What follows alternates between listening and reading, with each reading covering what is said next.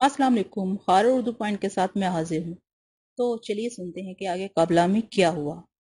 वहां उसकी सांसों की फरहत बख्श हवा चल रही थी। मैंने वो मुअत्तर हवा अपने सीने में भर ली। मैं तेरी जुबानी अपने बारे में कुछ सुनने का मुंतजिर हूँ, मैंने कहा।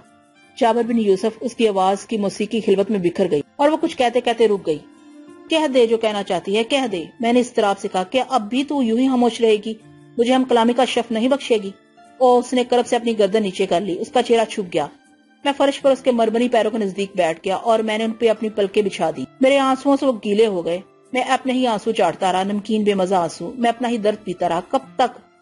जमाने बीत गए। आखिर कब तक तू अपने आप पर सितम करती रहेगी? एक बार जुर्रत कर ली। ये सल्तनत, ये इक्तदार, ये कसर, ये शबिस्तान, ये खूबसूरत कनीजें, ये बादल, आ तुझे मैं एक और जन्नत की सैर कराऊं। जाबिर बिन यूसुफ, उसने मुस्तरब होकर मेरे बालों पर अपना हाथ रख दिया।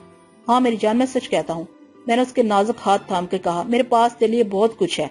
वो गुदास जो तुझे दरकार है, वो आतशी हिस्स जिसकी तुझे जरूरत है। वो कुछ नहीं बोली। मैं भी खामोश हो गया। देर तक हमारे दरमियान कोई बात नहीं हुई। मैंने आज उसके बदन के फूल भी वैसे से नहीं नोचे। मैंने उसके दोनों हाथ अपने गालों पर रख लिए और मेरे पास जितना दर्द था मैंने खर्च कर दिया। मेरे पास जितने आंसू थे वो मैंने बहा दिए। मेरे पास जितने लफ्ज थे वो मैंने अदा कर दिए। मैं उसे अपनी रुदात सुनाता और तकरार करता। कहाँ कहाँ मैंने उसे याद किया, उसके लिए कैसे मार के सर किए। मैंने अपनी जलती रातों और दिनों की सरगुजश सुनाई, हालांकि मैं पहले भी इसे सुना चुका था। मैंने अपने इजहार की तजदीद की कि वही मेरी जिंदगी का माल है। मुझे इसके बाद जिंदगी की जरूरत नहीं है। मुझे इसके बाद जिंदगी की जरूरत नहीं है। वो मेरा बयान तवज्जो से सुनती रही और उसकी आंखों से शरारे उठने लगे। बस बस। पहली बार अपने नाम के सिवा उसकी जुबान से मैंने ये लफ्ज सुने। मुझे अपने कानों पर यकीन नहीं आया कि उसके नतक ने जहमत कलाम की है। मेरे लिए खुद को संभालना मुश्किल हो गया। मैं उसके पास मसनद पर बैठ गया। मेरे हाथ उसे आगोश में लेने के लिए मचलने लगे, लेकिन मैंने उन्हें अपने शौर की जंजीर पहना दी। जाना, मेरी मतशा आवाज उभरी, मैं तो खत्म हो जाऊंगा, मैं तो तेरी आग में जल जाऊंगा, यही कहने के लिए आया हूँ। मेरे बाद तो मुझे याद रखेगी और सदियां बीत जाएंगी। तेरा पारा शबाब इसी तरह तड़पता रहेगा तो मुझे बहुत याद रखेगी। जाबिर बिन यूसुफ, उसके हाथों में सख्ती आ गई। उसने मेरा चेहरा बेकरारी से थाम लिया। मैं कुछ नहीं चाहता, मुझे सिर्फ तेरी निगाह का गुदास चाहिए। मैं जानता हूँ तेरा शबाब कितनी बंदिशों में जकड़ा हुआ है। तेरा फैसला नहीं है, मुझे सब मालूम है। मैंने तुझसे कहा था तू मुझे अपने गुलामों में शुमार कर ले। मैंने कहा था मुझे उस मसनद में तब्दील कर दे जिस पर तू फोकश होती है। तू मुझे एक फूल की शक्ल दे दे जो तू अपने आप पर सजाती है। तू मुझे सागर बना दे जो तू अपने होठों से लगाती है। तू मुझे वो सांस बना दे जिसे तू अपनी तन्हाइयां काटने के लिए बचाती है। मैं तो तेरी एक निगाह आजाद का जोया हूँ जो सिर्फ मेरे लिए हो, और इसके लिए मैंने तेरी हर आजमाइश की तकमील की है। मुझे यकीन दे दे कि मेरी तलब बेअसर नहीं है। तेरी तलब बेअसर नहीं, उसने लड़ती आवाज में तकरार की। तेरी तलब बेअसर नहीं, मुझे मालूम है कि है। मैंने बेचैनी से कहा, मेरे बयान में कोई खामी है। मेरी तलब तेरी मसलतों से ज्यादा शदीद नहीं है। तू एक शहजादी है, इस सल्तनत की सरबराह। तू एक सहारा है, तेरा हुस्न की जास है। तू दुनिया का सबसे नादर अजूबा है, मगर तुझे खुद पर एतबार नहीं है। तेरे हुस्न की शराब यूं ही अपने शीशे में बंद रहेगी। तू अपने ही लुत्फ से नाशना है। तू अपनी ही जान के लिए अजाब है। तेरा इक्तदार, तेरी गुलामी, तेरा हुस्न, तेरी तन्हाई। तू एक खूबसूरत मुतहरक पत्थर का मुजस्मा है। बता कब तक तू अपने आप से दूर रहेगी? खौफजदा बेकरार। उसने मेरे होंठों पर उंगलियां रख दी। उसके हाँ पहले से कहीं ज्यादा खिलावत नजर आ रही थी। वह बाजार उस ऐवान में हम दोनों के सिवा कोई नहीं था, लेकिन ज़ाहिर है हम दोनों की आवाजें नादीदा समातों तक पहुंच रही थी। मेरे लिए ये मुश्किल था कि मैं अपने बयान का ऐसा बलीग इजहार करूं जो एक तरफ अकाबला के सीने में शिगाफ पैदा कर दे और दूसरी तरफ जारा काका का कलब मुस्तरब आसूदा रखे। अकाबला पहले भी मेरी जुनू कारियों में अपना शौर खो चुकी थी और मेरी आवाज की ख्वाबनाक फिजा में तहलील हो गई थी। उसके हाथ जमानों से एक स्पुर्दगी थी, जमानों से एक इकरा था। मैं इसके इकरा और इम्तना पर गालिब आ चुका था, लेकिन एक मरतबा जामलूश ने आकर उसे चौंका दिया और दूसरी मरतबा रिमजिन ने तौरी पर यलगार कर दी थी। अब भी यही इम्कान था कि मैं जरा काका के इलाके से इश्तियार अंगेज अंदाज में फरार हो गया था और सरंगा की देवी ने उसे एक बार फिर शिकस्त दे दी थी। मुझे इत्मीनान था कि वो काबला के सामने मेरे जज्बाती बयानात आखिरी हद तक बर्दाश्त करेगा। इस अरसे में अगर जरा काका की दी हुई मोहलत से फायदा उठाकर मैं काबला के दिलो दिमाग पर छाई हुई सदियों की धुंध दूर करने और वो आग फरोजा रखने में कामयाब हो गया जो मैं धीमे धीमे उसके निखाह खाने में लगा रहा था, तो फैसले मेरे हक में होंगे। एक ऐसे शख्स के लिए जो मेरी तरह किसी से इस हद तक मगलूब व मकसूर हो, उसका मतलूब करीब ही बैठा हो और इंतजार बसियार के बाद उसका विसाल नसीब हो, वो कहाँ नज़्म ज़ब्त कायम रख सकता है। मुझे इस होश का सितम भी सहना पड़ा। अकल का पासबान इस खिलवत में भी मुझे टोकता रहा। मेरी वराफ्तगी शिफ्तगी हल्की मौसीकी की तरह आहिस्ता आहिस्ता उसके हवास और साब पर छाती रही। अकाबला, मेरी सूरत देख और मेरा हौसला बेदार कर। मैंने अपना सर उसके बाजू से रगड़ते हुए कहा। तू किस्तों के दर पे है, वो कांपती हुई आवाज में बोली। होने दे, तेरी रूह को करार आ जाएगा। हम सब बर्बाद होने के लिए हैं। एक लम्हा सुकून कई करनों पर मुहित होता है। तू कैसी बातें करता है? मैं सच कहता हूँ اور تو سچ کی شناخت سے محروم ہو گئی ہے. تو نے اپنے آپ کو ایک بے مثال فریب دیا ہے. جا مجھے تنہا چھوڑ دے. اس نے وحشت سے کہا. میں چلا جاؤں گا اور پھر تجھے کبھی اپنی صورت نہیں دکھاؤں گا. میں سمندر میں غرق ہو جاؤں گا. میں نے گلگیر آواز میں کہا. یہاں تمام فیصلے جارا کاکا کرتا ہے. ہر چیز اس کی امانت ہے. ہر ذرہ اس کا مفتوح ہے. اس کی آواز دکھ سے بھری ہوئی تھی. میں جانتا ہوں عظیم جارا کاکا اس سرزمین کا مختار ہے. میں اس سے تجھے مانگ لوں گا، لیکن اس سے پہلے میں تیرا یقین چاہتا ہوں. اسے خوش کرنے کے لیے میرے پاس ایک خوبصورت تحفہ ہے. مجھے یقین ہے اس کے بعد وہ تیرے حسن کی سلطنت مجھے بخش دے گا. تیرے پاس کون سا تحفہ ہے؟ اس کی آنکھیں چمکنے لگی. میرے پاس ایک پراسرار ہندی عورت ہے جو اصل میں میرے بوڑھے دوست رنگا کی ملکیت ہے. اس سرزمین میں ایسا کوئی طلسمی جوہر نہیں جیسی وہ ہے. مجھے معلوم ہے جارا کاکا اسے اپنے پاس رکھنے کا خواہش مند ہے. اس عورت نے تیرے لیے سر کیے جانے والے مارکوں میں میری بڑی مدد کی ہے. میرا بوڑھا دوست رنگا ہمیشہ مجھ پر مہربان رہا ہے. یقیناً وہ میرے اصرار اور درخواست پر اپنی دیوی مجھے بخش دے گا، اور میں تجھے اور تو جارا کاکا کو اگر اس سرزمین سحر و اسرار کی ندیدہ طاقتیں اس کی موجودگی ایک رکاوٹ سمجھتی ہیں تو میں یہ رکاوٹ ہمیشہ کے لیے انہیں سونپ کر سرافساد ختم کر دوں گا. اوہ جابر بن یوسف. اس کے لبوں پر مسکراہٹ تیرنے لگی، جیسے پھول کھل اٹھے ہوں، جیسے جل ترنگ بج اٹھے ہوں. مگر دوسرے ہی لمحے وہ فکر میں ڈوب گئی. اس کی آنکھوں کی چمک معدوم ہو گئی. اور اگر پھر بھی تجھے اپنے مقصد میں ناکامی ہوئی تو؟ اس نے اداسی سے پوچھا. مجھے اس کے مفہوم کی تہہ تک پہنچنے میں دشواری نہیں ہوئی. وہ کہنا چاہتی تھی کہ دیوی سپوت کرنے کے بعد بھی صورتحال میں کوئی تبدیلی واقعہ نہیں ہوگی. اس کا اشارہ مجھ سے احساس رفاقت کا آئینہ دار تھا. وہ مجھے ایک اندیشے سے باخبر رکھنا چاہتی تھی. چونکہ وہ کھل کے بات نہیں کر سکتی تھی، گویا اس نے اپنا وتیرہ بدل دیا تھا.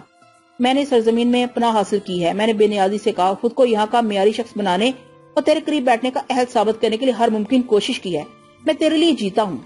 اس کرشمہ ساز ہندی عورت میں بڑی خوبیاں ہیں، مگر تو نے گزشتہ ملاقات میں اس کے لیے اپنی دبی ہوئی خواہش کا اظہار کیا تھا. مجھے اپنے دوست رنگا کو آمادہ کرنے میں دیر لگ گئی. اگر اس کا تعلق مجھ سے ہوتا تو میں اسے تیری خدمت میں پیش کرنے میں تاخیر نہ کرتا. میں تو تیری خوشنودی کے لیے جیتا ہوں. اس کے بعد کچھ بھی ہو اس کی پرواہ کون کرتا ہے؟ میں نے کہا نا کہ میں تو تیرا اعتماد چاہتا ہوں. تو میرے بارے میں کیا جانتا ہے؟ اس کے لہجے میں سپردگی تھی جس کے لیے میں نے بہت سوچا تھا، بہت خواب دیکھے تھے. وہ نازک بدن مجھ سے اس قدر قریب تھی اور اپنے شیریں لبوں کو میرے لیے زحمت دے رہی تھی. اس کا سوال بے شمار معنی رکھتا تھا. میں نے جانا کہ وہ آج مجھ پر مائل بکرم ہے.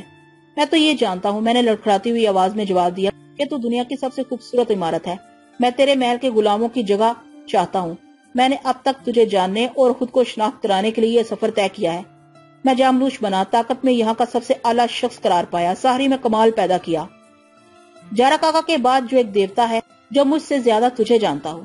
جابر بن یوسف مچل کر بولی، پھر خاموش ہو گئی. بس ایک بار تو میرے لیے اپنی سینہ کشادہ کر دے. میں تیری طویل صدیوں کی چند ساتیں اپنے لیے وقف کرنا چاہتا ہوں. چند گھڑیوں کے لیے اپنی گداز کا اعزاز عطا کر دے. آہو منتشر ہو گئی. جابر بن یوسف، میں تو تیرے پاس موجود ہوں. تو میرے پاس کہاں ہے؟ تو اپنے پاس بھی نہیں ہے. تو اس حبس کی عادی ہو گئی ہے. یہ زندہ تجھے راس آ گیا ہے. شاید میں تجھے قائل نہیں کر پاؤں گا. میں نے شکست خوردہ لہجے میں کہا. پھر میں نے اسے کچھ نہیں کہا کیونکہ میری نگاہوں نے بولنا شروع کر دیا. مجھے معلوم تھا کہ اس کے ہاں ایک شدید کشمکش ہو رہی ہے. میں نے اپنے آتشی رویوں سے اسے اور انتشار سے دوچار کر دیا. وہ بکھرنے لگی. وہ گمسم بیٹھی رہی، میری خاموشی سنتی رہی. وہ خاموشی جس کی زبان تمام دنیا میں سمجھی جاتی ہے. اس نوخیز کلی کا عالم وہی تھا جو کلی کا چٹکنے کے وقت ہوتا ہے. گلابی رنگ سرخ ہو گیا تھا. میں نے کسی اجلت اور وحشت کا مظاہرہ نہیں کیا. وہ بے قرار ہونے لگی، کبھی اس پہلو کبھی اس پہلو. آنکھوں میں ڈورے سے پڑ گئے. ایسا معلوم ہوتا تھا جیسے اس کا سارا بدن شراب میں ڈوب گیا ہو. جب اس کی آنکھوں میں شبنم نظر آنے لگی اور مجھے یقین ہو گیا کہ میں اس کی انگلی پکڑ کر کہیں دور لے جا سکتا ہوں، تو میں نے مسند سے اتر کے اعتماد سے ہاتھ بڑھا دیا. اس نے مجھے مایوس نہیں کیا. ایک شان دلربائی سے میری پذیرائی کی اور اپنا مرمری ہاتھ میرے سپرد کر دیا. میں نے اسے ہولے سے کھینچ لیا کہ کہیں اسے ٹھیس نہ لگ جائے، اس کا ابگینہ نہ ٹوٹ جائے. وہ اٹھی تو جیسے ساری کائنات اٹھ گئی. میں اس کا ہاتھ تھامے تھامے ڈگمگاتے قدموں سے خلوت سے باہر آیا. کہاں؟ اس نے نشیلی آواز میں پوچھا. کہیں بھی، جہاں میں چاہوں. میں نے سرشاری سے کہا. ذرا اس ایوان سے باہر نکل کر دیکھ اور تازہ ہوا اور روشنی میں چل کے دیکھ. انکار نہ کر، عرصے سے تیرے پہلو با پہلو سفر کرنے کی حسرت ہے. میں اپنے دوست رنگا کو دکھاؤں گا، اسے کہوں گا کہ دیکھو یہ ہے میری جدوجہد کا حاصل. وہ تجھے میرے ساتھ دیکھے گا تو حیرت زدہ رہ جائے گا. وہاں وہ پرسرار عورت بھی ہے جسے میں تیری خدمت میں پیش کر دوں گا. بس اب انکار نہ کر. وہ کچھ دیر کے لیے ٹھہر گئی. اس نے آنکھیں بند کر لی. میں نے اسے اور قریب کر لیا. وہ کچھ لرزنے سی لگی. پھر وہ کمال اشتیاق سے میرے ساتھ آگے قدم بڑھانے لگی. میں بتا نہیں سکتا کہ اس وقت میں کیا محسوس کر رہا تھا. میں اسے اس سحر زدہ حبس زدہ قصر سے باہر نکالنے میں کامیاب ہو گیا۔ اب اقابلہ میرے ساتھ تھی، میں ہواؤں کے دوش پر سوار تھا، تاریخ براعظم کی ملکہ، پھولوں کی ملکہ، حرامہ حرامہ معطر معطر۔ چند لمحوں بعد ہم گھنے جنگل میں پہنچ گئے۔ میں نے اس سے کہا تیرے پیر زخمی ہو جائیں گے، آ میں تجھے اٹھا لوں۔ اس نے سرشاری سے منع کر دیا اور میرے بازوؤں سے چپک کے ہاردار زمین میں بہکے ہوئے قدموں سے چلتی رہی۔ کون تھا جو ہمارے قریب آنے کی جرت کرتا؟ کس کی مجال تھی جو ہمارے راستے میں خزاں بکھیرتا؟ اس کا بدن ڈولنے لگا اور تمکنت و وقار میں کوئی کمی نہیں آئی تھی۔ اس حالت میں وہ اور دلکش ہو گئی تھی۔ ہم چاہتے تو سحری کے زور سے تاریخ براعظم کے آخری کناروں تک لمحوں میں پہنچ جاتے، لیکن میں نے دانستہ اسے کانٹوں پر چلنے پر مجبور کیا۔ اس کی سانسیں تیز تیز چل رہی تھی۔ ہم دونوں یا شرابی تھے، اتنی پی کے چھک گئے تھے، اتنے دنوں بعد پی تھی کہ ہوش ہی نہ رہا تھا۔ میں نے سوچا کہ اب جارا کاکا جو بھی سزا تجویز کرے، نکیلے ڈنکوں والے حشرات الارض کے انبار میں ڈال دے، کچھ بھی کرے، اب کسی بات کی پرواہ نہیں ہے۔ ہم دونوں جب ساحل پر پہنچے تو ایک دوسرے میں گم ہوئے جاتے تھے۔ میں نے نظر اٹھا کر دیکھا، سرنگا اس چٹان کی اوٹ سے باہر آ رہا تھا جہاں میں نے اور جاملوش نے انگروما کے باغیوں کا مقابلہ کیا تھا۔ یہاں آ کے میری بےتابیاں بڑھ گئی۔ سرنگا ہمیں دیکھ کر اپنی جگہ ٹٹھر گیا۔ میں نے بلند آواز میں اقابلہ سے کہا، یہ ہے میرا محسن، میرا بوڑھا دوست سرنگا، اسی کے پاس وہ طلسمی عورت ہے۔ سرنگا احترام سے زمین بوس ہو گیا۔ اے عظیم ملکہ مقدس اقابلہ، اس زمین پر جو کچھ ہے وہ تیرا ہے، ہمیں بس تیری امان چاہیے، سرنگا نے مدبانہ کہا۔ سرنگا کے قریب ایک لمحے کے لیے اس کی دیوی مجسم شکل میں نمودار ہوئی اور اقابلہ کی طرف مسکراہٹ بکھیرتی ہوئی اوجھل ہو گئی۔ اقابلہ نے اسے تجسس اور اشتیاق سے دیکھا، مگر دوسرے ثانیے اس کے بدن میں لرزش ہونے لگی، آنکھیں خوخار ہو گئی۔ اس نے وحشت سے اپنا ہاتھ ہلایا۔ میں نے دیکھا کہ ہمارے چاروں طرف ندیدہ روحوں کا حصار تیزی سے تنگ ہو رہا ہے۔ وہ اقابلہ کے اشارے پر دور ہو گیا۔ تو دیکھتا ہے؟ اس نے مجھ سے سرگوشی میں کہا۔ میں اس کا مقصد سمجھ گیا کہ وہ مجھے دیوی کی فراق دلانہ پیشکش کے بارے میں نظر ثانی کا کنایا کر رہی تھی۔ میں دیکھ رہا ہوں، میں نے مستی میں کہا، لیکن تیرے ساتھ ایک رنگین ساتھ کے سلے میں مجھے ہر سزا قبول ہے۔ یہ کہتے ہوئے میں اسے تیزی سے اس چٹان پر لے آیا جو سرنگا نے اپنی دیوی کی سحرکار قوت سے پہلے ہی محصور کر دی تھی۔ تمام اندیشے سامنے بہتے ہوئے سمندر میں جھٹکتے اور یہاں میرے پہلو میں آرام کر۔ جابر بن یوسف وہ اضطراب امیز سراسیمگی سے بولی، تو شاید بہک رہا ہے، اپنے آپ کو اتنی دور مت لے جا، جارا کاکا کی طاقت بڑی ہے۔ میں جانتا ہوں، لیکن میری طلب اس سے بھی بڑی ہے۔ تو اب آزادی سے گفتگو کر سکتی ہے۔ میں نے تجھ سے گزارش کی تھی کہ اپنی عمر کے طویل حصے میں سے صرف چند گھڑیاں میں لیے وقف کر دے۔ میں نے تجھ سے گزارش کی تھی کہ اپنی عمر کے طویل حصے میں سے صرف چند گھڑیاں میں لیے وقف کر دے۔ بھول جا کہ تو کون ہے، تیرا منصب کیا ہے اور یہ اسرار کیا ہے۔ کیا مجھے سب کچھ دوبارہ کہنے کی ضرورت ہے؟ میں نے اپنے نوادر گلے سے کھینچ کر زمین پر پھینک دیے۔ اس وقت اگر آسمان سے بجلی گر جاتی یا زمین پر زلزلہ آ جاتا تو میں اپنی جگہ سے جنبش نہیں کرتا۔ کیا میں اب بھی تیرے لیے اجنبی ہوں، دور کا آدمی؟ کیا کوئی اور تیری نظر میں ہے جو مجھ سے زیادہ تیرا طلبگار ہے؟ پھر تجھے گریز کیوں ہے؟ اگر تو نے یہ گھڑیاں گوا دی تو ہمیشہ کے لیے تشنگی تیرا نصیب ہوگی، پھر کوئی تیرے دل پر دستک نہیں دے گا، نہ جارا کاکا تیرے قریب آئے گا، نہ کسی کو آنے دے گا۔ تو تڑپتی اور ترستی رہے گی۔ اس سے پہلے کہ جارا کاکا کو یہ لمحے منتشر کرنے کا موقع مل جائے، مجھے پہچان کہ میں کون ہوں۔ میں تیرا جابر ہوں، میں تیری نجات ہوں۔ دیوتاؤں نے تیرے لیے مجھے اس زمین پر بھیجا ہے، تیری پیاسی روح کو میں قرار بخشوں۔ جابر بن یوسف وہ آہیں بھرنے لگی۔ یہ ممکن نہیں ہے۔ اسی ثانیے کہیں دور فلک شگاف چیخیں گونجی، ایسی دردناک، اتنی پرسوز کہ کلیجے شک ہو جائیں۔ اقابلہ کی حالت غیر ہو گئی تھی۔ اس کی پتلیاں ساحل کی طرف ٹک گئی جہاں ہر سمت روحیں بین کر رہی تھیں۔ انہوں نے ہمیں متنبع کرنے کا موقع فراہم کیا۔ مجھے معلوم تھا کہ جارا کاکا ہم پر یلغار کرنے میں محتاط رہے گا، کیونکہ اقابلہ میرے جسم سے پیوست تھی اور میں جاملوش کا جنشین تھا، اور دیوی ابھی آزاد فضاؤں میں گھوم رہی تھی۔ اقابلہ تڑپ رہی تھی، اب کہیں پناہ نہیں تھی۔ یہ بہت سنگین اور نازک وقت تھا۔ عظیم جارا کاکا غضب میں آ کے سب کچھ تہوالہ کرنے کا ارادہ بھی کر سکتا تھا، اس لیے میں اقابلہ کو بہت دور لے جانا چاہتا تھا، اتنی دور جہاں سے وہ واپس نہ آ سکے، اور میں اسے ساحلوں تک لے آیا تھا۔ میں اسے بہت دور لے آیا تھا۔ میں نے اسے ایسی شراب پلانی شروع کی تھی کہ اس کا ہوش میں آنا مشکل تھا۔ وہ بتدریج اپنے حواس کھو رہی تھی۔ وہ پگھلی تو ایسی پگھلی، ٹوٹی تو ایسی ٹوٹی کہ ہم جاں ہم دل ہو گئی۔ کبھی کسی نے کسی سے اس طرح بکھر کے اظہار نہ کیا ہوگا۔ ادھر ماتم بپا تھا، چٹان کے قریب دور تک ساحل پر آگ فروزاں تھی۔ الالماں ایسا بین ہو رہا تھا، ایسا شور تھا جسے سماتے ہلاک ہو جائیں، آدمی ٹوٹ جائیں۔ اقابلہ نے دزیدگی سے مجھے دیکھا اور سسکتے ہوئے کہا، دیکھ کیسا حشر برپا ہے، ہم سے زیادہ شدید نہیں۔ میں نے سرمستی میں کہا، کیا ہوگا اگر اس نے ہمیں غارت کر دیا؟ پھر کوئی شکوہ تو نہیں رہے گا؟ جو ہو رہا ہے اسے ہونے دے، مجھ سے پیوست ہو جا اور اپنی سماعت میرے دل کی دھڑکنوں تک مرکوز کر دے، اپنی بصیرت صرف مجھ تک محدود کر لے، اور اطراف میں جو تماشا ہو رہا ہے اسے بھول جا۔ دیر ہوگی تو سارے خواب مندھم ہو جائیں گے۔ ابھی میں نے یہ کہا تھا کہ سمتیں گرجنے لگی اور سمندر کی لہریں بے قابو ہوگی جیسے طوفان آنے والا ہو۔ ہر سو گرج اور چمک تھی، ادھر بھی طوفان آ گیا تھا۔ پھر اقابلہ نے کچھ نہیں کہا کیونکہ وہ کہنے اور سننے کی منزل سے گزر گئی تھی۔ میں نے اس سے اس کا اختیار چھین لیا تھا۔ میں نے اس کے کان میں ایسے نغمے گھولے تھے جو آج تک نہیں سنے تھے. میں اسے ایسی جنت میں لے گیا تھا جہاں وہ کبھی نہیں گئی تھی. قریب ہی کہیں تیز شور اٹھا، حشر کا سا شور، اور چٹان کے گرد شعلے رقص کرنے لگے. زمین تڑپنے لگی. میرے بازو اس کی طرف لپکے. اس کی چاندنی میں میرا جسم نہا گیا اور میں نے اس کا گلستان اپنے سینے میں پوری طرح محفوظ و محصور کر لیا. وہ چٹکنے لگی. پھر اسے اور مجھے کچھ سنائی اور دکھائی نہیں دیا. کچھ یارہ نہیں رہا. مجھے صرف اتنا یاد ہے کہ اس گھڑی گہرے سیاہ بادلوں نے چٹان پر یورش کر دی تھی. ہر سمت آہو بکا جاری تھی. ہم دونوں ہوش و حواس کھو بیٹھے تھے. کسی نے زور زور سے میرے بازو جھنجھوڑے. میں نے بدمستی سے آنکھیں کھولی تو بوڑھا سرنگا میرے سرہانے کھڑا تھا اور سارا منظر بدلا ہوا تھا. میں ہڑبڑا کے اٹھ بیٹھا اور ادھر ادھر دیکھنے لگا. یہ کوئی اجنبی زمین تھی، مگر وہی چٹان جہاں میں قابلہ کے ساتھ موجود تھا. تحد نظر ایک خشک صحرا نظر آ رہا تھا. نہ کوئی درخت، نہ سایہ. مجھے گمان ہوا جیسے میں کوئی خواب دیکھ رہا ہوں، کوئی بھیانک خواب. جسم ٹوٹ رہا تھا اور نگاہیں دھندلی پڑ گئی تھی. تم کوئی خواب نہیں دیکھ رہے ہو جابر بن یوسف، سرنگا کی کپکپاتی ہوئی آواز ابھری. وہ کہاں ہے؟ میں نے چاروں طرف بےتابی سے دیکھتے ہوئے کہا. یہ جگہ کون سی ہے؟ یہ جزیرہ توری ہے، سحر و اسرار کی سرزمین. اب وہ کہاں جس کی تمہیں تلاش ہے؟ ہوش میں آؤ سیدی جابر. سرنگا کی آواز میں لرزش تھی. یہ کیا کہہ رہے ہو سرنگا؟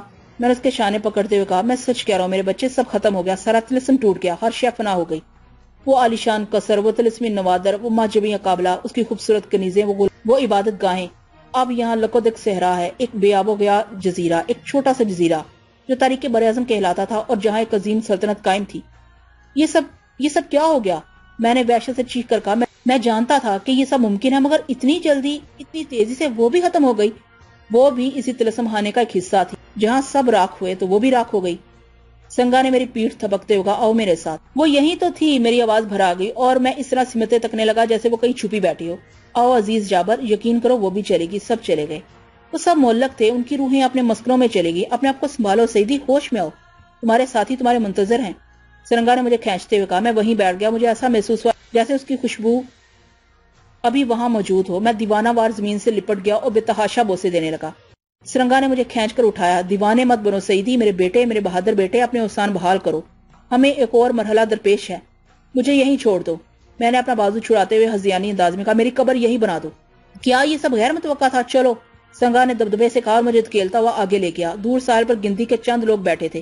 مجھے آتا دیکھ کر وہ تیزی سے میری طرف بھاگے. مہذب دنیا کے باقی ماندہ لوگ تھے. سریتا، فلورا، فروزی، جولیا، ماشا، شراڑ اور ڈاکٹر جواد. سریتا فلورا بھاگتی ہوئی میرے سینے سے چمٹ گئی. جابر، ہم آزاد ہو گئے. فلورا نے وفورے مسرت سے مجھے جھنجھوڑتے. سریتا میرے شانے سے لگی ہوئی تھی. سیدی، اس نے دھیرے سے آواز دی. خوشی سے اس کا چہرہ تمتما رہا تھا. وہ سب بری طرح مجھ سے لپٹے جا رہے تھے. سرنگا نے انہیں ایک جگہ سکون سے بیٹھنے کی تلقین کی. ہم سب لہروں کے نزدیک پڑے ہوئے پتھروں پر بیٹھ گئے. یہاں دور دور تک پانی نہیں ہے، نہ کوئی سایہ، نہ کوئی کشتی نظر آ رہی ہے جس میں ہم یہاں آئے تھے. اگر ہمیں جلدی کہیں سے کوئی مدد نہ ملی تو ہم سب یہاں بھوکے پیاسے مر جائیں گے. ہمیں سب سے زیادہ اس مسئلے پر غور کرنا چاہیے. بوڑھے سرنگا نے اعلان کیا. خدا نے ہماری یہاں تک سنی ہے تو باقی انتظام بھی وہی کرے گا. ایرانی دوشیزہ فروزی نے کہا. میں سوچتی ہوں ہم ایک ڈراؤنا خواب دیکھ رہے تھے. وہ درخت، وہ سبزہ، وہ محلات کہاں غائب ہو گئے؟ جولیا نے حیرت سے کہا. میری بچی، سرنگا نے شفیق لہجے میں اسے مخاطب کیا، ہم سب ایک جہنم میں گرفتار تھے، ایک عذاب سے دوچار تھے. اب دعا کرو ہم بخیریت اپنے اپنے گھروں کو پہنچ جائیں. یہ سب کیا تھا محترم سرنگا؟ فروزی نے معصومیت سے جواب دیا. یہ ایک طویل، عبرتناک اور حیرت انگیز کہانی ہے. میں سکون سے کسی کو تمہیں سناؤں گا. ہمیں سمندر کی طرف نظر رکھنی چاہیے. شاید کوئی بھولا بھٹکا جہاز ادھر آ اور ہم بے سر و سامانوں کو ہماری زمینوں پر پہنچا دے. یقین نہیں آتا کہ ہم کبھی اپنے وطن واپس جا سکتے ہیں. شراٹ نے کہا. سرنگا، فرض کرو اگر کوئی جہاز ادھر نہ آیا تو؟ ایسی باتیں مت کرو. سرنگا نے جھڑک کر کہا. ہمیں مایوس نہیں ہونا چاہیے. وہ سب ایک دوسرے کے چہرے دیکھ رہے تھے. بار بار گرد و پیش کو حیرت سے دیکھتے تھے. ایک دوسرے کی چٹکیاں بھر کے یقین کرتے تھے کہ وہ جاگ رہے ہیں. مسرت سے ان کے چہرے کھلے جا رہے تھے. ساتھ ہی ایک مہم سا خوف بھی ان کی آنکھوں میں موجود تھا. سرنگا صبر و ضبط کی تلقین کرتا جاتا تھا. اس کی نگاہیں سمندر کے افق پر پھیلی ہوئی تھی. فروزی کے ہاتھ دعا کے لیے اٹھے ہوئے تھے. صرف میں خاموش تھا. سیدی جابر، جولیا نے تیکھی آواز میں کہا. تم کچھ بولتے کیوں نہیں؟ کیا تمہیں یہ سوائے نجات طلوع ہونے سے خوشی نہیں ہوئی؟ اس سے کچھ مت کہو. سرنگا نے ڈپٹ کر کہا. یقیناً اسے اپنا اقتدار یاد آ رہا ہوگا. وہ سحر اعظم نہیں رہا.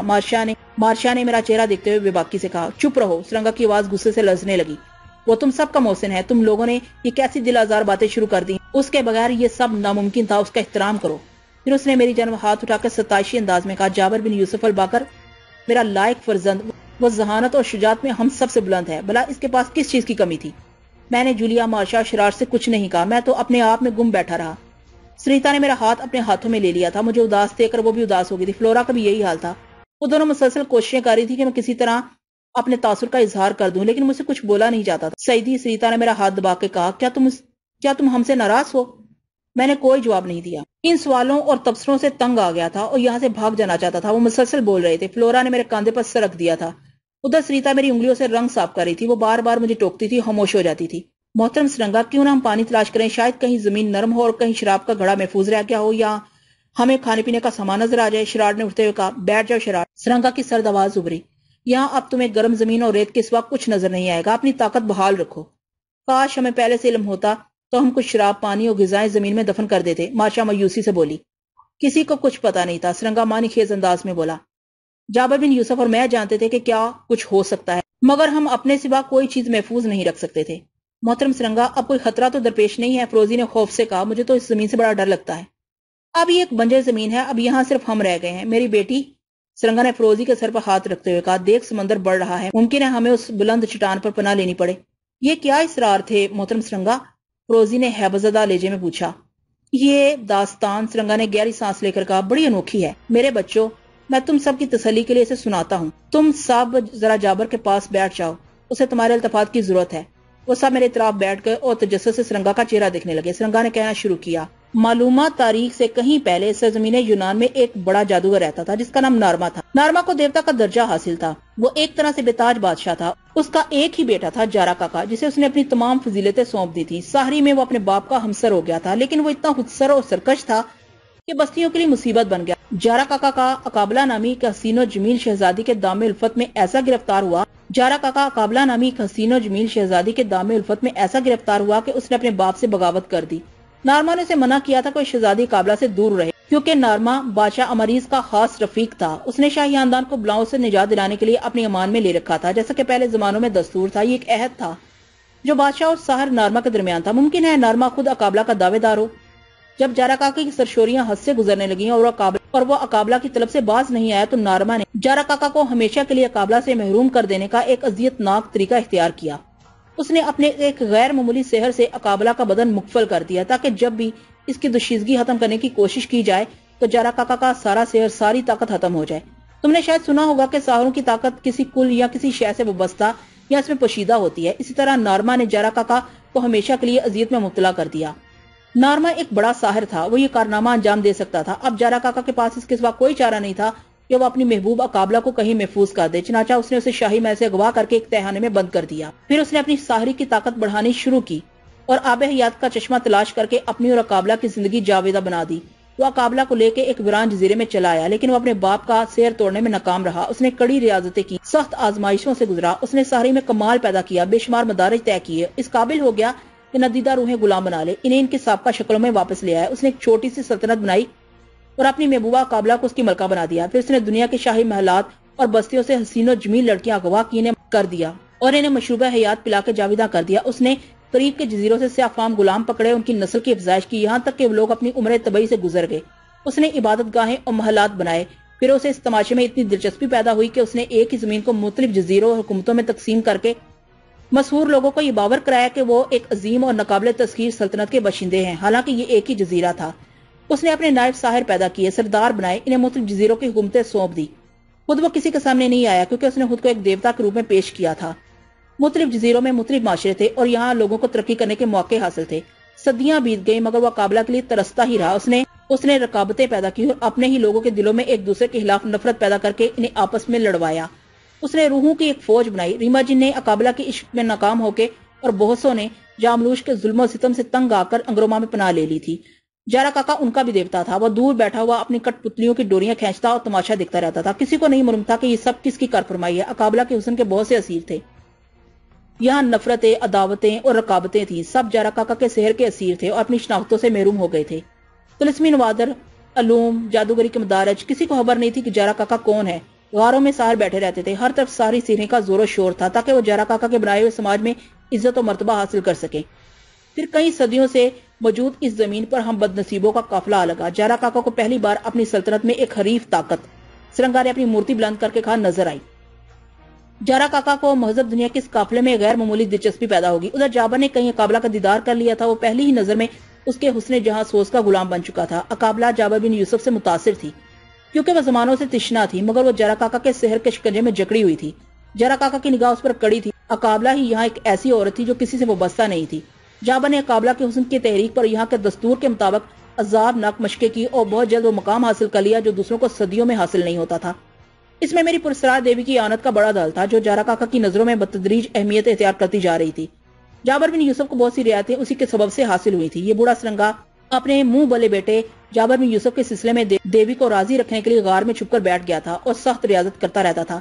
یہاں ہماری ذرا سی لرزش ہماری موت کا سبب بن سکتی تھی۔ جابر بن یوسف نے دیوی کی وجہ سے دوسروں کے مقابلے میں زیادہ مرتبہ حاصل کر لیا تھا، کیونکہ اب جارا کاکا کسی طور دیوی کو حاصل کرنا چاہتا تھا۔ اسے یہ شک ہو گیا تھا کہ جابر بن یوسف کو رعایتیں دے کر ہی دیوی کو حاصل کیا جا سکتا ہے۔ وہ خود اس پر تسلط جمانے میں ناکام ہو گیا تھا، اس لیے اس نے ایک خاص حد تک اقابلہ کو جابر سے التفات کی آزادی دے دی تھی، لیکن یہ آزاد لمحے اقابلہ کو جابر بن یوسف سے قریب لانے کا سبب بن گئے۔ میں اعتراف کرتا ہوں کہ اپنی کوششوں اور دیوی کی مدد کے باوجود ہم اس طلسمی نظام کی علت اور اس کے ماضی سے ناواقف رہے تھے، اور جب تک یہ جہالت باقی تھی ہم کوئی قدم نہیں اٹھا سکتے تھے۔ شاید اقابلہ کے مسلسل گریز سے مایوس ہو کر جابر کے ذہن میں یہ نکتہ آ گیا۔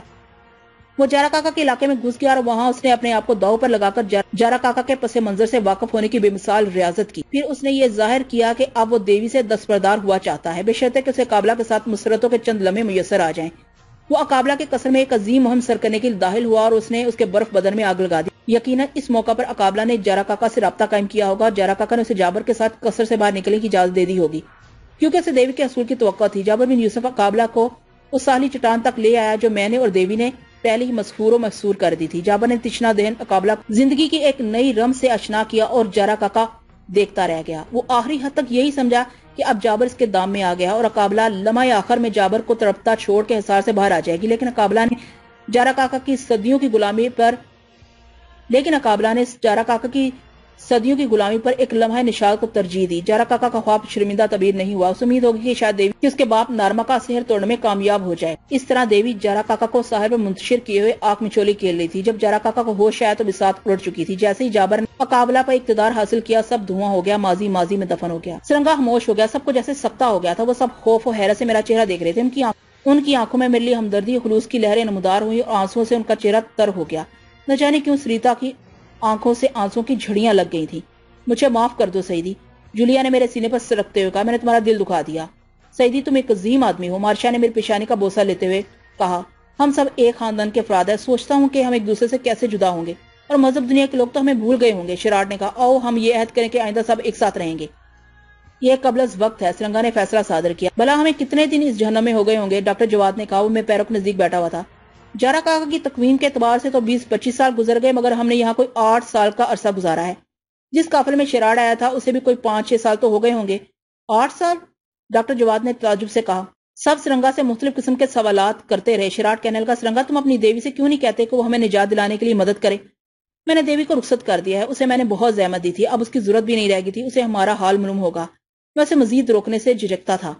پہلا دن گزر گیا، دوسرا دن بھی گزر گیا، ساحل پر سخت دھوپ تھی، سب کے چہرے زد پڑے ہوئے تھے، بھوک اور پیاس سے برا حال تھا۔ انہوں نے اس کنارے سے اس کنارے تک ساری زمین دیکھ ڈالی تھی، خشک ریت اور جلی ہوئی چیزوں کے سوا کچھ نہیں ملا۔ اب رفتہ رفتہ انہیں اپنی برہنگی کا احساس بھی ہو چلا تھا۔ سریتا پہلے کی طرح اپنا بدن چرانے لگی تھی، وہ پتوں سے اپنے تن ڈھانپنا چاہتے تھے، مگر انہیں کچھ نہیں ملا۔ میں نے ان کا ساتھ نہیں دیا، بلکہ اپنی جگہ ساکت و جامت بیٹھا رہا۔ وہ سب دعائیں مانگ رہے تھے، ان کے ہونٹ خشک ہو گئے تھے، چہرے ستنے لگے تھے، موت ان کی منتظر تھی۔ اب وہ موت سے بہت گھبرا رہے تھے۔ تیسرا دن بھی بیت گیا، پھر چوتھا، سورج ان کے سروں سے گزر گیا، اب ان میں چلنے پھرنے کی سکت بھی نہیں رہی تھی۔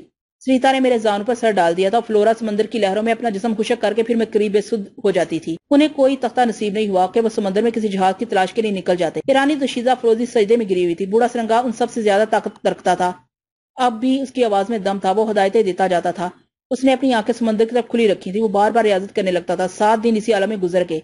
اب وہ گردن اٹھا کے سمندر کی جانب دیکھتے اور نکاح سے ایک دوسرے کو مخاطب کرتے تھے۔ ان کے پاس کوئی کپڑا بھی نہیں تھا کہ وہ جہاز کو اشارہ کر سکیں۔ شراٹ سمندر میں دور تک تیرتا ہوا جاتا تھا اور مایوس ہو کے واپس آ جاتا تھا۔ پھر اس میں بھی ہمت نہیں رہی۔ 8ویں دن شام کے وقت دور کہیں ایک روشنی نظر آئی۔ سرنگا نے سب سے پہلے اسے دیکھا، پھر ان سب کو دکھایا۔ ان کے زرد چہروں پر سرخی کی لکیریں ابھر آئیں۔ جہاز بہت دور تھا، وہ چیخنے چلانے لگے جیسے سمندر کے شوربن کی آواز جہاں تک پہنچ جائے گی۔ انہیں فوراً ہی اپنی غلطی کا احساس ہو گیا۔ وہ میرے بت کی طرف حسرت و امید سے دیکھنے لگے کہ شاید میں اپنی ساحری کا کوئی کرشمہ دکھاؤں گا۔ جب سے اب تک میں نے ان سے کوئی بات نہیں کی تھی، میں تو ہلاؤں کو تکتا اور ان کی باتیں سنتا رہتا تھا۔ وہ مجھے جھنجھوڑتے تھے، ہلاتے تھے، روتے تھے۔ جب ان کے پاس آنسو بھی نہیں رہے تو ان کی آوازیں معدوم ہونے لگی، تو انہوں نے مجھے میرے حال پر چھوڑ دیا۔ میں اب بھی منجمد بیٹھا تھا۔ میرے قلب و دماغ پر اس خبر سے کوئی اثر مرتب نہیں ہوا تھا کہ انہوں نے ایک جہاز دیکھ لیا ہے۔ نہ ان کی طرح مجھے بھوک اور پیاس نے ستایا تھا۔ وہ شور مچانے لگے، ہاتھ ہلانے لگے، اچھلنے لگے۔ مدد مدد! شراٹ سمندر میں کود گیا۔ فلورا نے بھی اس کی تقلید کی۔ جولیا اور مارشا بھی پرشور لہروں میں کود گئیں، لیکن وہ آگے نہیں جا سکی۔ طوفانی لہروں نے انہیں کچھ دور ہی روک لیا۔ وہ چیختی چلاتی نہیں واپس آ گئی۔ شراٹ دور تک نکل گیا، جوش میں اتنی دور تک چلا گیا کہ سمندر کو غصہ آ گیا۔ وہ واپس نہیں آ سکا۔ وہ جہاز تک پہنچ گیا تھا اور عرصے پر کڑے ہوئے تجارتی جہاز کے عملے نے اسے دیکھ بھی لیا تھا، مگر اسے صحیح و سلامت اوپر لانے میں کامیاب نہیں ہو سکے۔ البتہ اب ان کی توجہ سال پر مرکوز ہو گئی تھی، جہاں بلب لوگ اپنے نجات دہندوں کے منتظر تھے۔ جہاز قریب آنے پر ان ہستہ حالوں پر شادی مر کی کیفیت طاری ہو گئی۔ انہوں نے دیوانوں کی طرح اچھلنا کودنا شروع کر دیا۔ جہاز کچھ فاصلے پر ٹھہر گیا۔ جب ساحل پر کشتی ٹھہری تو سب اس پر ٹوٹ پڑے، جیسے انہیں کشتی میں جگہ نہ ملنے کا اندیشہ ہو۔ وہ مجھے بھی ساحل کی طرف کھینچ رہے تھے۔ میں واپس نہیں جاؤں گا، میں نے دھاڑ کر کہا۔ سرنگا نے جہاز کے عملے کو اشارہ کیا۔ غالباً اس نے کہا ہوگا کہ میرا ذہنی توازن بگڑ گیا ہے، مجھے بے بس کر دیا گیا۔ میں ہاتھ پاؤں مارتا رہا۔ انہوں نے مجھے زبردستی کشتی پر لاد دیا اور کشتی توری کے ساتھ سے جہاز کی سمت روانہ ہو گئی۔ جہازی ہمیں گھور گھور کے دیکھ رہے تھے۔ وہ ہمیں کسی نامعلوم دنیا کے مخلوق سمجھ رہے تھے۔ ہمارے بدن رنگے ہوئے تھے، بال بڑے ہوئے تھے اور ہم سرتبا برہنہ تھے۔ وہ مبہوت سے رہ گئے۔ جولیا، مارشا، ڈاکٹر جواد اور سرنگا نے انگریزی میں انہیں اپنی متصل رودات سنائی تو ان کی حیرت دوچند ہو گئی۔ انہوں نے پہننے کے لیے ہمیں لباس دیے اور کھانے کے لیے خوراک پر سب بھوکے کتوں کی طرح پل پڑے۔ انہوں نے مجھے اپنے ساتھ شامل کرنا چاہا، لیکن میری بھوک اڑ چکی تھی۔ سیتا فلورا نے بھی کھانا چھوڑ دیا۔ وہ کھانے کی بجائے لقمے بنا بنا کر مجھے کھلانے لگی۔ ان کے شکم پر ہو گئے تھے تو انہیں شراٹ کا خیال آیا۔ جب انہیں یہ معلوم ہوا کہ شراٹ جہاز تک پہنچنے کی کوشش میں ان سے جدا ہو گیا تو ان کی خوشی ان سے چھین گئی۔ پھر جہاز پر کسی کو ہنستے نہیں دیکھا گیا۔ یہ جرمن جہاز ایک طویل راستے سے گزرتا ہوا ڈربن جا رہا تھا۔ 3 دن بعد راستے میں بیروت جانے والا ایک جہاز ٹکرا گیا اور ہمیں اس میں سوار کرا دیا گیا۔ بیروت پہنچتے پہنچتے ہمیں 10 دن لگے۔ ان 10 دنوں میں عمدہ غذا اور آرام سے سب کے چہروں پر سرخی آ گئی تھی، لیکن شراٹ کے خیال اور میری گفتگو حالت نے انہیں اداس اور خاموش کر دیا تھا۔ سریتا اور فلورا ہر دم میرے قریب ہی رہتی تھی۔ ایرانی دوشیزہ فروزی بھی بار بار مجھے دیکھنے آتی تھی۔ بوڑھا سرنگا کی طرف خاموش بیٹھا اپنی مورتی جیب سے نکالے سمندر کی جب تکا کرتا تھا۔ بیروت میں ہم سے پہلے ہماری خبر پہنچ گئی تھی۔ سب سے پہلے بیروت کی پولیس نے ہمارا استقبال کیا۔ ہم سے طرح طرح کے سوال کیے جانے لگے۔ سرنگا کا خیال تھا کہ ہمیں جزیرہ توری کے اسرار پر کم سے کم گفتگو کرنی چاہیے، ورنہ ہم تماشا بن جائیں گے۔ ابھی تک ہماری آمد کی خبر سے اخباروں کو مطلع نہیں کیا گیا تھا۔ ایک مدت بعد بیروت کی فضاؤں میں میری حالت کسی قدر سنبھلی۔ پولیس کو ہماری کہانی پر یقین نہیں آتا تھا۔ وہ ہم تیرہ وقتوں سے شناخت نامے اور آدری کے اجازت نامے طلب کر رہے تھے۔ آخر مجھے اپنے والد اور چچا کا نام بتانا پڑا۔ جب میرے چچا پولیس اسٹیشن پہنچے تو مجھے پہچاننے میں انہیں خاصی دیر لگی۔ شاید میں بہت بدل گیا تھا۔ میرا چہرہ سخت اور رنگ سیاہ ہو گیا تھا۔ انہوں نے مجھے گلے سے لگا لیا، پھوٹ پھوٹ کر رونے لگے۔ میں سمجھ گیا کہ مجھے سنانے کے لیے ان کے پاس کوئی اچھی خبر نہیں ہے۔ میرے غم میں میرے والدین رخصت ہو گئے تھے۔ چچا نے ہم سب کو اپنی ضمانت پر پولیس سے رہائی دلوائی۔ یہ خبر چھپی نہیں رہ سکی۔ چچا کے گھر پر اخباری نامہ نگاروں کا تانتا بن گیا، مگر ہم نے انہیں ملنے سے انکار کر دیا۔ ایک ہفتے تک جولیا اور ماشا میرے ساتھ بیروت میں ہی رہیں، پھر اپنے اپنے وطن روانہ ہو گئی۔ ڈاکٹر جواد مصر چلا گیا۔ فروزی نے چلتے وقت مجھ سے شرما کے اپنا وعدہ وفا کرنے کا اظہار کیا۔ میں نے اسے گلے لگا کر اس کے پیشانی کا بوسہ لے کر اسے معاف کر دیا۔ وہ ایران چلے گی۔ سرنگا ہندوستان جانے پر اصرار کر رہا تھا، مگر سریتا نے اس کے ساتھ جانے سے انکار کر دیا۔ فلورا نے بھی مجھ سے جدا ہونا گوارا نہیں کیا۔ وہ انگلستان واپس نہیں گئی۔ کئی مہینوں تک میری حالت متزلزل رہی۔ میرے سینے پر اب بھی وہ سیاہ نشان تھا جو جارا کاکا نے مجھے جاملوش کا جانشین بناتے وقت گندا کیا تھا۔ آہت سرنگا کی نازک اندام لڑکی نے مجھے شکست دے دی۔ وہ میرے لیے مرہم بن گئی۔ اس نے اپنا نام بدل لیا اور مجھے اپنی تحویل میں لے لیا۔ فراغ دلی سے اپنی ملکیت 2 حصوں میں تقسیم کر دی۔ فلورا کو بھی اس نے برابر کی شریک بنایا۔ ہم تینوں میں جو اشتراک قائم ہوا تھا وہ اب بھی جاری ہے، لیکن مقابلہ کوئی نہیں جانتا وہ اب بھی میرے ساتھ رہتی ہے، صبح و شام، شب و روز۔ وہ مجھ سے کبھی جدا نہیں، وہ تو میرے سینے میں چھپی رہتی ہے۔